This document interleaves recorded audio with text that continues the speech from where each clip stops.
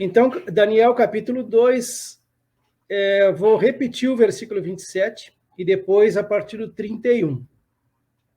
Respondeu Daniel na presença do rei e disse: o mistério que o rei exige, nem encantadores, nem magos, nem astrólogos o podem revelar ao rei.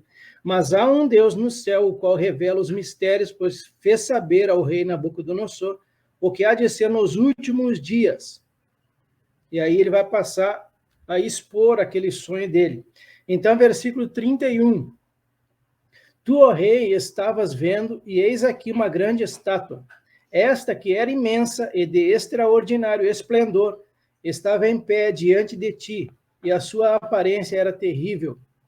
A cabeça era de fino ouro, o peito e os braços de prata, o ventre e os quadris de bronze, as pernas de ferro, os pés em parte de ferro, em parte de barro. Quando estavas olhando, uma pedra foi cortada sem auxílio de mãos, feriu a estátua nos pés de ferro e de barro e os esmiuçou. Então foi juntamente esmiuçado o ferro, o barro, o bronze, a prata e o ouro, os quais se fizeram como a palha das eiras no estio, e o vento os levou.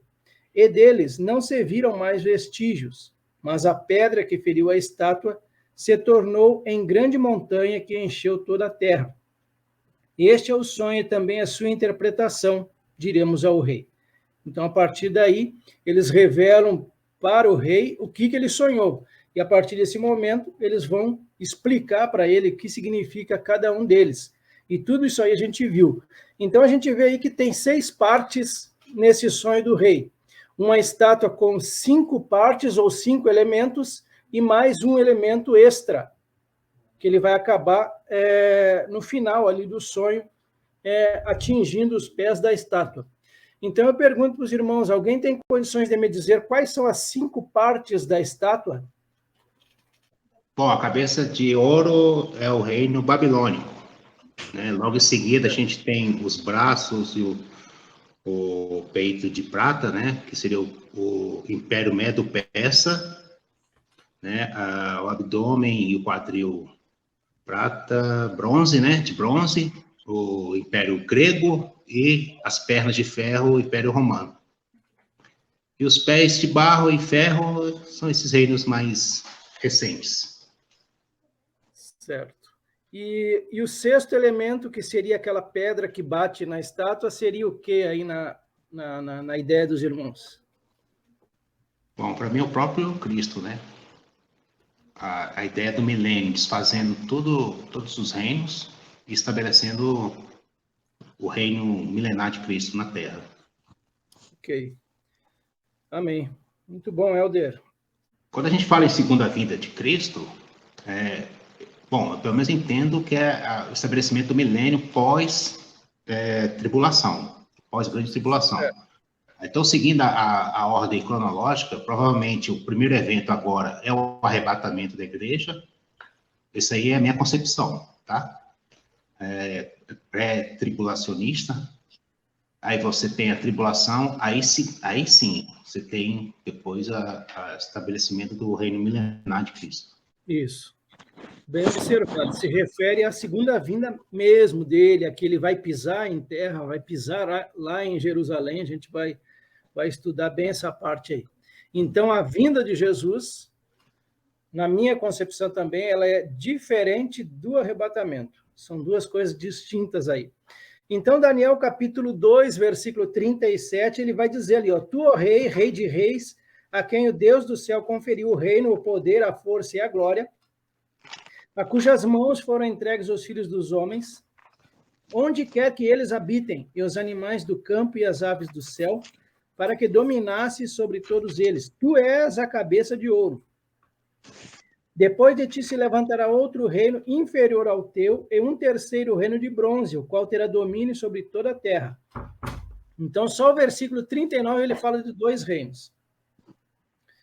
Versículo 40, o 4º reino será forte como o ferro, pois o ferro a tudo quebra e esmiuça.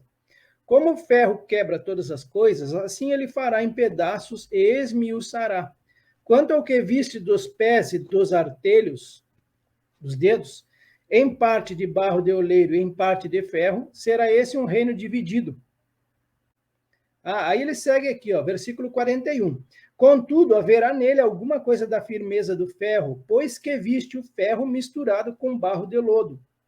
Versículo 42. Como os artelhos dos pés eram em parte de ferro e em parte de barro, assim por uma parte o reino será forte, e por outra será frágil. Quanto ao que viste do ferro misturado com barro de lodo, misturar-se-ão mediante casamento, mediante alianças, mas não se ligarão um ao outro, assim como o ferro não se mistura com o barro. Então vamos para o versículo 44 e o 45, são os dois últimos, que é o foco do nosso estudo na noite de hoje.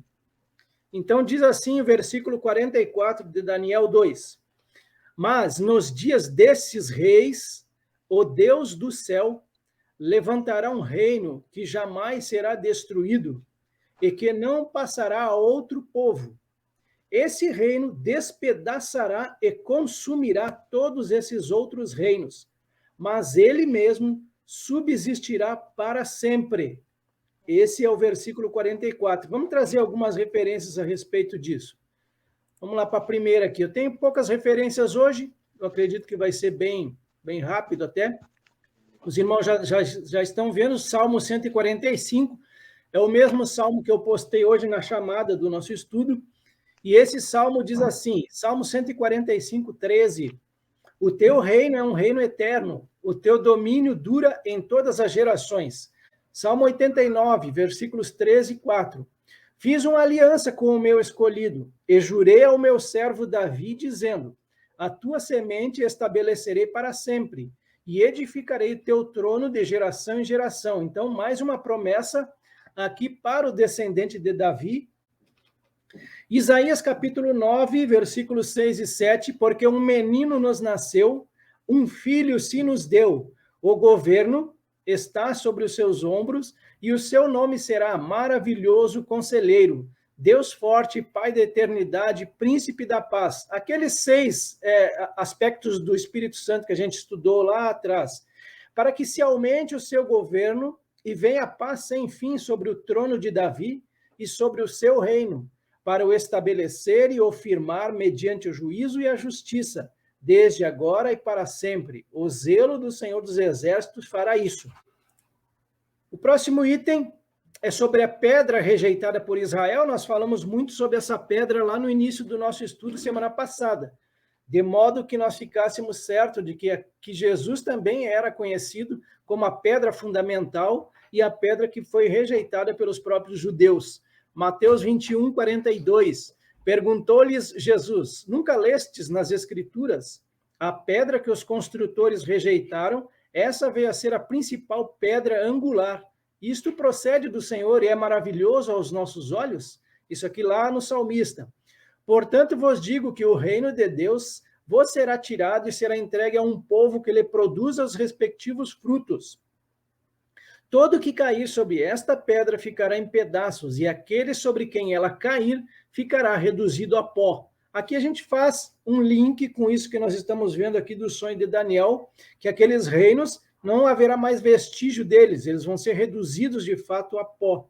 E o versículo 45 de Mateus 21, os principais sacerdotes e os fariseus, ouvindo estas parábolas, entenderam que era a respeito deles que Jesus falava. E conquanto buscassem prendê-lo, temeram as multidões, porque estas o consideravam como profeta. Mateus 24, versículo 29, sobre a volta de Jesus, aquilo que o Helder acabou de falar. Então, a volta de Jesus eu coloquei ao lado aqui da pedra da estátua, vocês podem ver aqui, onde eu estou mostrando, tá? Logo em seguida, a tribulação daqueles dias, o sol escurecerá, a lua não dará a sua claridade, as estrelas cairão do firmamento e os poderes do céu serão abalados. Então aparecerá no céu o sinal do Filho do Homem. Todos os povos da terra se lamentarão e verão o Filho do Homem vindo sobre as nuvens do céu, com poder e muita glória. E ele enviará os seus anjos com grande clangor de trombeta, os quais reunirão os seus escolhidos dos 4 ventos, de uma a outra extremidade dos céus. Versículo 45, e o último aqui dessa parte do capítulo 2, diz assim, Assim como o rei viu que do monte foi cortada uma pedra, sem auxílio de mãos humanas, ou seja, são mãos divinas, na verdade. Todo esse cenário aí é feito por Deus. Essa pedra aí, ela não é humana, ela não vai combater, como está acontecendo lá na Europa agora. Então, é uma pedra sem auxílio de mãos, ela é cortada e ela despedaça o ferro, o bronze, o barro, a prata e o ouro. E aí Daniel finaliza a conversa com ele, com o rei Nabucodonosor. O grande Deus revelou ao rei o que vai acontecer no futuro. Então, a partir dali, a partir do Império Babilônico, até se concretizar, até o fim, e eu colocaria o fim desta era, para mim, é ao final da grande tribulação, quando então Jesus voltará e vai implantar o reino de Deus aqui, o reino de Cristo. E aí ele fecha, certo é o sonho e fiel a sua interpretação. Lá em Apocalipse capítulo 19, é exatamente no cenário da batalha do Armagedon, ali diz no capítulo 19, versículo 17, então vi um anjo posto em pé no sol e clamou com grande voz, falando a todas as aves que voam pelo meio do céu. Vinde, reuni-vos para a grande ceia de Deus. Aqui o Senhor está colocando como a grande ceia. Para que comais carne de reis, carne de comandantes, carne de poderosos, carnes de cavalos e seus cavaleiros, carne de todos, quer livres, quer escravos, tanto pequenos como grandes. E vi a besta e os reis da terra com os seus exércitos congregados para pelejarem contra aquele que estava montado no cavalo e contra o seu exército. E aí ele prossegue aqui, ó, mas a besta foi aprisionada e com ela o falso profeta, que com os sinais feitos diante dela, seduziu aqueles que receberam a marca da besta e eram os adoradores da sua imagem. Os dois foram lançados vivos dentro do lago de fogo, que arde com enxofre. Os restantes foram mortos com a espada que saía da boca daquele que estava montado no cavalo, e todas as aves se fartaram das suas carnes. Lucas capítulo 17, versículos 20 e 21. Interrogado pelos fariseus sobre quando viria o reino de Deus, Jesus lhes respondeu: não vem o reino de Deus com visível aparência, nem dirão, ei-lo aqui, ou lá está, porque o reino de Deus está dentro de vós. Esse versículo aqui é aquilo que eu venho falando já desde a semana passada, que o reino de Cristo, ele já é vindo, ele já existe, ele é real, ele está dentro de nós, o reino dele, mas aquele reino físico em que ele comandará as nações, esse ainda não foi implantado, aquele reino de justiça, de paz. Quando eu fui em Israel, realmente eu fui lá nesse Armagedon. É uma planície muito grande, a gente fica assim e vê aquela planície quase a perder de vista. E aí a gente teve, né, uma explicação, uma palavra explicando o que era, né, o que vai acontecer. Então, aquele até hoje ainda está vivo assim na minha memória, quando nós olhamos e vimos o Armagedon, Meguido. E ali é interessante que a gente pisa naquilo que a Bíblia, né, ela fala, enfatiza, é a verdade. Então, isso cria uma fé muito grande dentro de nós, quando nós pisamos lá no solo de Israel e vimos todas aquelas partes, aquela história, tudo é real. É uma coisa que fica em nossa mente assim para sempre. Eu penso assim que todo mundo, todo cristão deveria ir a Israel só para viver a Bíblia. É como se a Bíblia tivesse encarnada dentro da gente ali, pisando em todo aquele lugar, em todo aquela terra ali que nos anima, que nos dá mais confiança, que nos traz mais fé. É uma experiência tremenda. Vocês ainda vão lá. Você vai ver que beleza que é. O sonho de Nabucodonosor revelado. A gente vai fazer uma rápida passada. Vocês conseguem ver o mouse aqui, né? Eu estou passando aqui em cima. Estão vendo, né? Muito bem. Então, a cabeça de ouro era o Império Babilônico. O Império Babilônico ele teve um domínio aproximadamente de 87 anos, ali desde o ano 626 até 539, tá? Então, os braços e o peito de prata eram o Império Medo-Persa, também conhecido como Império Aquemênida. Então, esse Império Aquemênida aqui, ou os Medo-Persas, duraram em torno de 220 anos, e eles começaram ali por volta de 550 antes de Cristo e vão até o ano 330 antes de Cristo, quando então eles são derrotados para Alexandre o Grande, que é o ventre e coxas de bronze. É o Império, então, greco-macedônico. Então, esse império ali ele dura em torno de 192 anos. Então, Roma, a gente entende que as pernas e os pés de ferro, está aqui o mouse passando. Agora eu vou dar um zoom aqui no Império Romano. Aqui está. O Império Romano ele começa lá por volta de 709 a.C., ele é bem antigo. Uma monarquia romana, que ela vai durar em torno de 200 anos, e após isso, por volta do ano 509, e isso já dentro do Império Medo-Persa, já dominando aqui no Oriente Médio, Roma ela passa a ser uma república. E essa república ela dura em torno de 482 anos. O Império Romano ele havia sido dividido já em outras oportunidades, mas no ano 395, esse imperador Teodósio ele vai dividir o Império Romano definitivamente. Então, o Império Romano, com a capital em Roma, o Império Romano Ocidental e o Império Romano Oriental, ou também conhecido como Império Bizantino, com a capital lá em Constantinopla. No entanto, o Império Romano Oriental, o bizantino, ele vai até o ano de 1453. Naturalmente que não com as mesmas características iniciais lá do grande Império Romano. As tribos bárbaras que derrotaram o Império Romano seriam os 10 dedos dos pés? Talvez não, porque isso ocorreu mais de 300 anos depois. Comunidade Econômica Europeia. Essa Comunidade Econômica Europeia ela tem início no ano de 1958 com meia dúzia de países. 10 anos após a Segunda Guerra ali, então é criada a Comunidade Econômica Europeia e ela passa a se chamar União Europeia no ano de 1992. Hoje, a União Europeia ela tem em torno de 27 países membros. O último, que é vamos dizer assim, talvez o mais lógico, seriam os 10 reis mais o anticristo, lá em Apocalipse 17. Então, esses pés de ferro e barro, eu trouxe essa questão aqui dos 10 reis mais o anticristo, que vai ocorrer no período da 70ª semana de Daniel. Semana que vem nós vamos estudar as semanas proféticas do livro de Daniel, lá no capítulo 9, que também tem muito interesse, tem muito a ver com nós, antes de nós começarmos o estudo das igrejas ali em Apocalipse. Muito bem, aqui estão os elementos materiais da grande estátua, agora, porém, explicados pelos autores. Eu tirei aqui, na esquerda, vocês vão ver que não tem o nome do autor. O primeiro autor, em princípio, todos eles têm, os primeiros 3 impérios são unânimes em dizer que o primeiro é a Babilônia, a Média e a Pérsia, depois o Império Grego, e aí sim, a partir de agora, eles começam a divergir entre eles.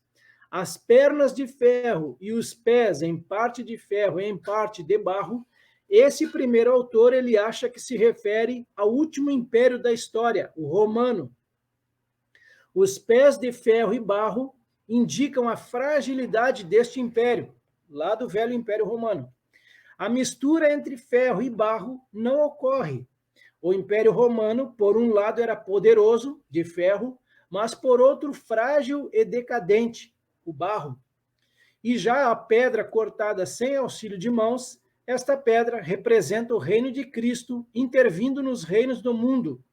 Cristo é a pedra cortada que desfará o poder mundial do anticristo. Aqui ele já não fala mais lá do Império Romano, mas ele já fala lá da frente do Império Mundial do Anticristo. Aí sim ele vai derrotar todos esses impérios, não vai sobrar nem memória deles.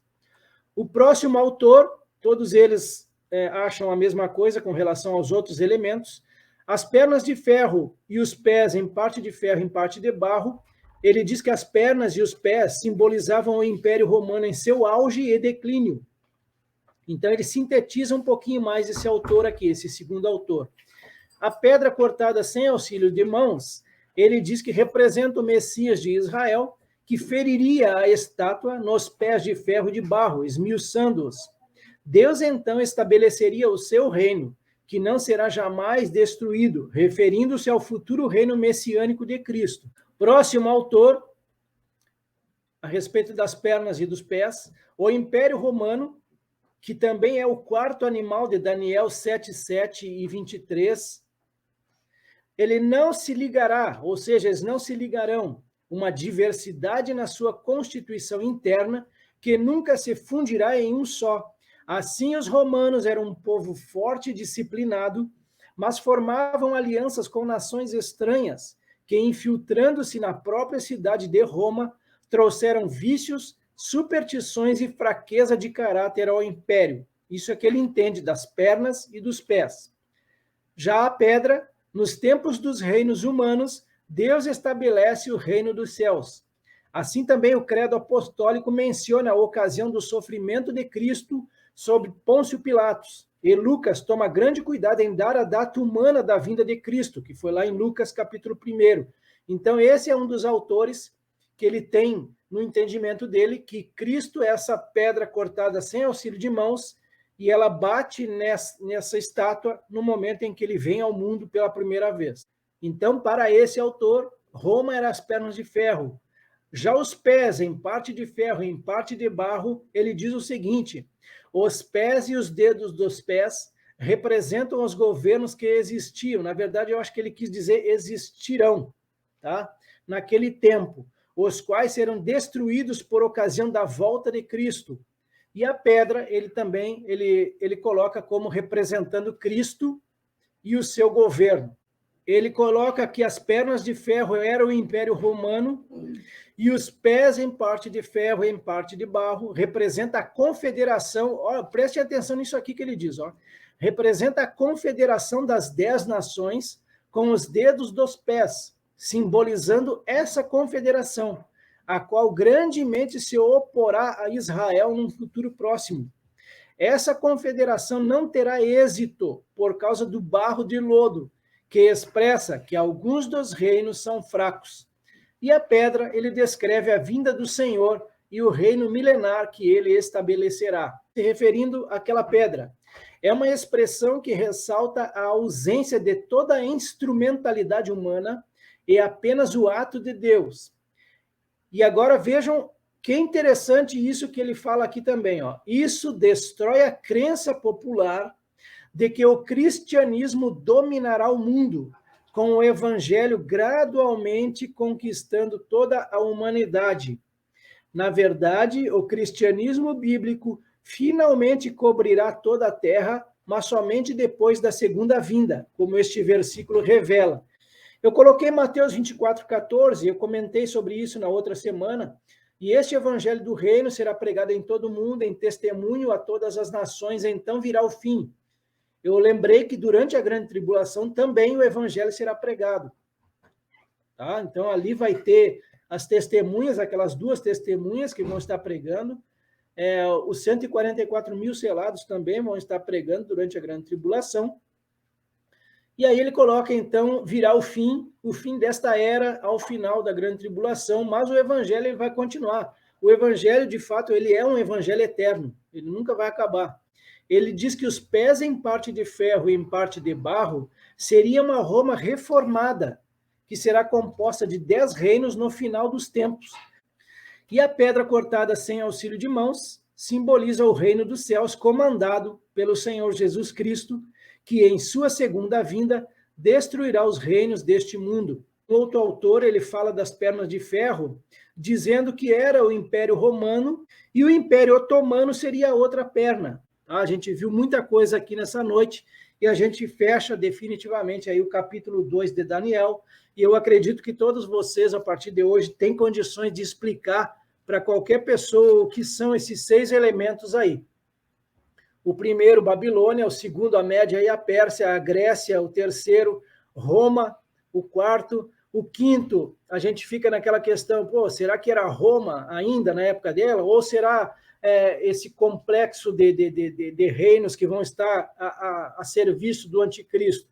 Né? E o sexto elemento, que é a pedra, que simboliza o reino de Deus, o reino de Cristo, vindo com toda a força e destruindo o império do anticristo, e naturalmente todos os outros não vão se achar mais na história ali.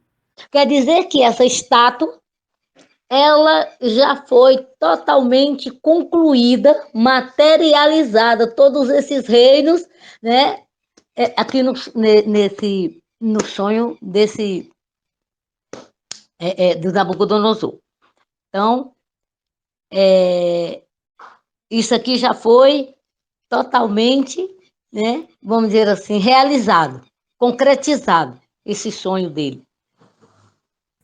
E eu fico imaginando, assim, como é que um homem tão mau, idólatra, e Deus permitiu que ele tivesse esse sonho, e hoje, e tudo aconteceu, e até hoje nós ainda estamos, né, firmados nessas profecias, nessas palavras, e nós estamos esperando uma continuação, nós estamos vivendo a história ainda, né, que vai acontecer em todo esse governo, que já não é mais reino, né, mas em todo o governo das nações, para chegar até o anticristo. Então, eu fui pensando, Deus deveria escolher um profeta para ter essa revelação. Mas olha quem foi que Deus foi. E eu fico imaginando como é que Deus pega um homem, né? Vamos dizer assim, bruto, como um animal, e dá uma revelação tão tremenda, né? E Daniel, ali pelo Espírito Santo, revela a nós todo aquele sonho que já aconteceu.